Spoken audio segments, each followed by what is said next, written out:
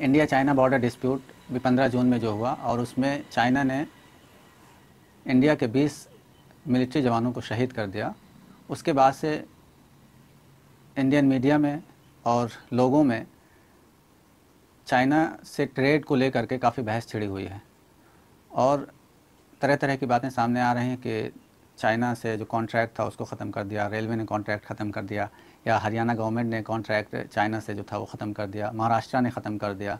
इस तरह से बहुत सारी ख़बरें मीडिया में चल रही हैं और ये भी विजुअल सामने आए हैं कि कुछ लोग अपने घरों से टीवी को फेंक रहे हैं, तोड़ रहे हैं। तो एक तरह से गुस्सा जाहिर कर रहे हैं कि चाइना ने कैसे जो है हमारे जवानों को शहीद कर दिया है। आज के इस वीडियो में हम जानने की कोशिश करेंगे कि इंडिया और चाइना से ट्रेड रिलेशंस कैसे हैं, हमारे एक्सपोर्ट और इंपोर्ट्स क्या हैं, और डिफरेंट कॉन्सेप्ट्स के बारे में भी जानेंगे कि ट्रेड रिलेशंस में ट्रेड डेफिसिट क्या होता है, ट्रेड सरप्लस क्या होता है, और इंडिया को अगर चाइना से ट्रेड को पूरी तरह से बैन करता है तो उससे इंडिया को नुकसान होगा या फ़ायदा होगा, और इंडिया को ऐसे सिचुएशन में जो कि एक बॉर्डर वार को ट्रेड वॉर में बदलना चाहिए या नहीं, और अगर बदलते हैं तो इसके इम्पैक्ट्स इंडियन कंज्यूमर्स पे, इंडियन आम लोगों पे क्या होने वाला है, इसको एनालाइज करने की कोशिश करते हैं। किसी भी दो मुल्क के बीच में जब ट्रेड होता है तो इसका मतलब ये होता है कि एक मुल्क अपने यहाँ से सामान दूसरे मुल्क को बेचता है। तो जैसे इंडिया किसी भी दूसरे मुल्क में अपना सामान बेचे, इसको एक्सपोर्ट कहा जाता है, और इंडिया किसी दूसरे मुल्क से अगर सामान ख़रीदे तो इसको इंपोर्ट कहा जाता है। तो अगर किसी मुल्क में इंपोर्ट ज़्यादा करता है और एक्सपोर्ट कम करता है तो इसका मतलब ये हुआ कि इंडिया उस मुल्क में अपने सामान को कम बेचता है और उस मुल्क से ज़्यादा ख़रीदता है, तो इसको ट्रेड डेफिसिट कहा जाता है। उसी तरह से अगर इंडिया किसी मुल्क से सामान ज़्यादा बेचता है और कम ख़रीदता है, यानी इंडियन गुड्स जो है उस मुल्क में ज़्यादा बिकते हैं और वहाँ से जो सामान अपने इंडिया में बिकते हैं वो कम आते हैं, तो इंडिया ट्रेड सरप्लस कहलाएगा। मतलब इंडिया में एक्सपोर्ट ज़्यादा हो रहा है, इंडिया से एक्सपोर्ट ज़्यादा हो रहा है और इंपोर्ट कम हो रहा है उस मुल्क से। समझने वाली बात यह है कि किसी भी मुल्क का ट्रेड सरप्लस होना या ट्रेड डेफिसिट होना ये किसी भी तरह से उस मुल्क के इकनॉमी के कमज़ोर होने की वजह नहीं है, रीज़न नहीं है। इंडिया 5% एक्सपोर्ट करता है चाइना को, मतलब ये कि अगर 100 रुपये का सामान पूरी दुनिया में बेचता है तो उसमें 5 रुपये का सामान चाइना को बेचता है। उसी तरह से अगर 100 रुपये का सामान पूरी दुनिया से ख़रीदता है तो 14 रुपये का सामान, 14 रुपीज़ का सामान वो चाइना से ख़रीदता है। तो इसका मतलब ये हुआ कि इंपोर्ट चाइना से 14% का है इंडिया का और एक्सपोर्ट 5% है। वहीं अगर चाइना का देखें तो चाइना अगर पूरी दुनिया को 100 रुपये का सामान बेचता है तो इंडिया को सिर्फ 3 रुपये का बेचता है, मतलब उसका एक्सपोर्ट इंडिया के लिए सिर्फ 3% है, और इंडिया से इंपोर्ट जो करता है वो सिर्फ 1% है। यानी 100 रुपये का सामान अगर पूरी दुनिया से ख़रीदता है तो सिर्फ 1 रुपये का सामान इंडिया से ख़रीदता है। इतना ज़्यादा डिवाइड है इंडिया और चाइना के बीच में एक्सपोर्ट में। अगर इसको मॉनेटरी वैल्यू में देखें तो चाइना का इंटरनेशनल ट्रेड $2500 बिलियन है सालाना, और इंडिया के साथ जो ट्रेड डेफिसिट है सिर्फ $65 बिलियन है। तो अब $2500 बिलियन के बीच में $65 बिलियन से कितना ज़्यादा आप नुकसान चाइना को पहुंचा सकते हैं, आप ख़ुद ही सोच सकते हैं। तो ये रहा डेटा के ज़रिए से एनालिसिस कि क्या वाकई हम चाइना को नुकसान पहुंचा सकते हैं या नहीं। तीसरी बात, हम चाइना से ट्रेड रिलेशन इसलिए ख़त्म करना चाहते हैं क्योंकि उसने बॉर्डर पे हमारे जवानों को शहीद किया है। समझने वाली बात यह है कि हम एक बॉर्डर डिस्प्यूट को ट्रेड वॉर में बदल रहे हैं। तो क्या आपको लगता है कि बॉर्डर डिस्प्यूट को ट्रेड वॉर से बदलने में बॉर्डर डिस्प्यूट जो है रिजॉल्व हो जाएगा? बिल्कुल नहीं। पिछले 60 सालों से बॉर्डर डिस्प्यूट चला आ रहा है इंडिया के आज़ाद होने के बाद भी, और रिजॉल्व नहीं हुआ, और बल्कि ये फर्दर एस्केलेट होगा, दोनों के मुल्कों के बीच में टेंशन होगा, और बॉर्डर डिस्प्यूट बजाय इसके कि किसी सॉल्यूशन की तरफ हम अप्रोच कर पाएँ, ये और ज़्यादा झगड़े की सबब बनेगा। ट्रेड बैन से नुकसान किसको होगा ज़्यादा? सबसे ज़्यादा जो नुकसान होगा वो इंडियन पुअर फैमिलीज़ को होगा, जो बहुत सारी चीज़ें ऐसे एफ़र्ट कर लेते हैं चाइना के सामान को ख़रीदने की वजह से। अगर चाइना से वो सामान बंद हो जाएं तो उसको एफ़र्ट नहीं कर सकते हैं। बहुत सारे ऐसे एग्जांपल्स हैं, हाउस होल्ड अप्लायंसेस जो डेली यूजेस में हैं, चाइना उन्हें सस्ते दामों में बेचता है और वो एफिशिएंट होते हैं, अच्छा चलते हैं, और उसको एक मिडिल क्लास फैमिली जो कि प्राइस सेंसिटिव होती है वो आसानी से एफ़र्ट करती है। अगर वही सामान मेड इन जापान हो या इवन मेड इन इंडिया हो जो कि लेस एफिशिएंट है, ख़रीदें तो वो ज़्यादा महंगा पड़ेगा और उन्हें मिडिल क्लास फैमिली को वो सामान जो है बिल्कुल छोड़ना पड़ेगा। इसका मतलब है कि वो उसको इस्तेमाल करने लायक नहीं रह जाएंगे। They cannot afford to use those appliances if they have to purchase other than Chinese goods.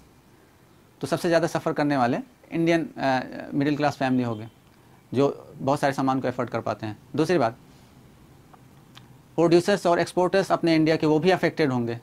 वो कैसे? बहुत सारे इंडस्ट्रीज़ अपने इंडिया के वो चाइनीज़ रॉ मटेरियल्स पर डिपेंड करते हैं। मतलब इंडिया चाइना से जो 14 रुपये का सामान ख़रीदता है 100 रुपये में से, वो सिर्फ ये नहीं कि फ़ाइनल गुड्स ख़रीदे, यानी कि सिर्फ खिलौने और ये सारी चीज़ें नहीं ख़रीदता, दिवाली के क्रैकर्स ये सभी चीज़ें नहीं ख़रीदता है, बल्कि इसके अलावा बहुत सारी ऐसी चीज़ें ख़रीदता है जो इंटरमीडिएट गुड्स होते हैं।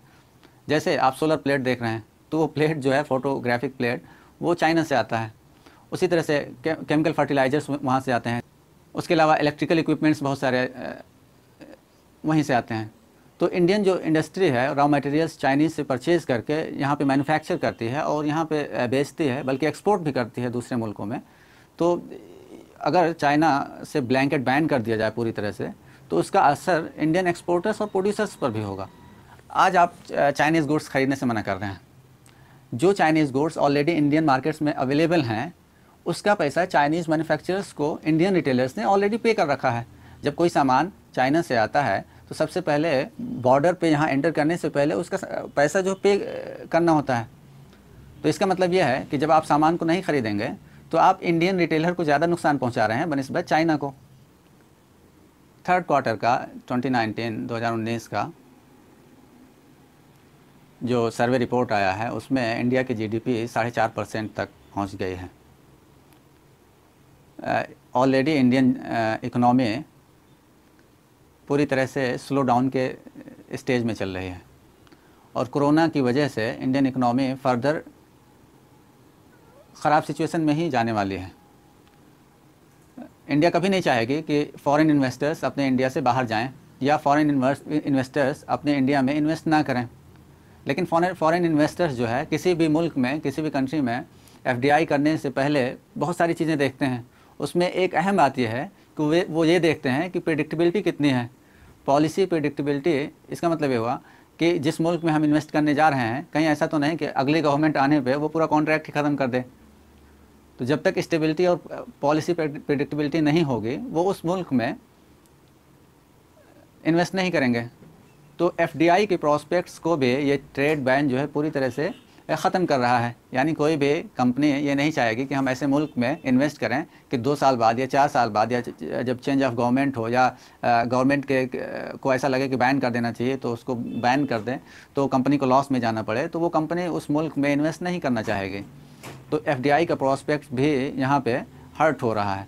कुल मिलाकर के अभी तक जितने पॉइंट्स हमने डिस्कस किए हैं उससे ये पता चल रहा है कि चाइनीज़ इकनॉमी को अभी जो ट्रेड बैन हम करें उससे कोई भी नुकसान नहीं होने वाला है। अल्टीमेट नुकसान इंडियंस को है।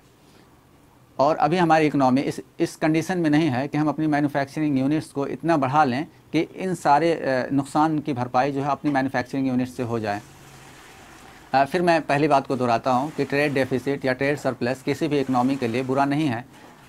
वो इसलिए कि बहुत जितने भी ममालिक हैं, आप एक्सपेक्ट नहीं कर सकते हैं कि सारे मुल्क में वो सारी चीज़ें जो है अवेलेबल हों। नेचुरल रिसोर्सेज हर मुल्क में नहीं होता है।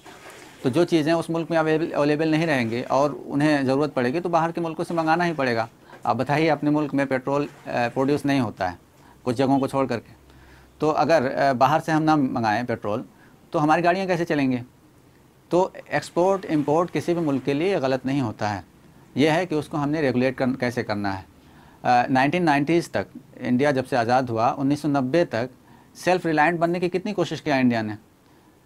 सेल्फ़ रिलायंट बनने के लिए क्लोज्ड इकनॉमी थी पूरी तरह से, एक्सपोर्ट को प्रमोट नहीं करते थे, इंपोर्ट को प्रमोट नहीं करते थे।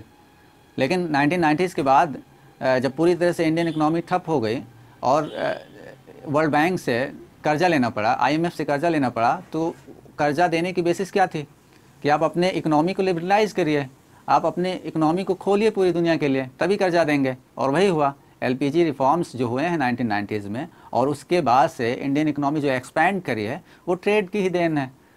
वो चाहे ट्रेड सरप्लस हो चाहे ट्रेड डेफिसिट हो, तो वो तो रिक्वायरमेंट के हिसाब से सरप्लस या डेफिसिट होता है। लेकिन इकोनॉमी जब ओपन हुई फिर उसके बाद से ही एक्सपैंड हुआ, तो ट्रेड डेफिसिट होना या ट्रेड सरप्लस होना कोई बुरी बात नहीं है। हमें प्रधानमंत्री अटल बिहारी जी की बात नहीं भूलनी चाहिए कि दोस्त तो बदले जा सकते हैं लेकिन पड़ोसी नहीं बदले जा सकते हैं। तो चाहे चाइना हो, चाहे पाकिस्तान हो, बांग्लादेश हो, श्रीलंका हो, ये सारे हमारे पड़ोसी ही हैं। ये कभी ना कभी इनसे हमारे रिश्ते बेहतर करने ही होंगे। हमें ये देखना चाहिए कि चाइना से बैन किसी भी तरह से इंडियंस के लिए, इंडिया के लिए अभी ठीक नहीं है। हाँ, ये ज़रूर हो सकता है कि लॉन्ग टर्म के लिए हम अपने मैन्युफैक्चरिंग यूनिट्स को और बढ़ाएं, हम अपनी इकोनॉमी को और मजबूत करें और ग्लोबल जो वैल्यू चेन मार्केट है उसमें पेनिट्रेट करें। फिर ये सोचा जा सकता है कि हमने चाइना से कितना ज़्यादा इंपोर्ट या एक्सपोर्ट करना है।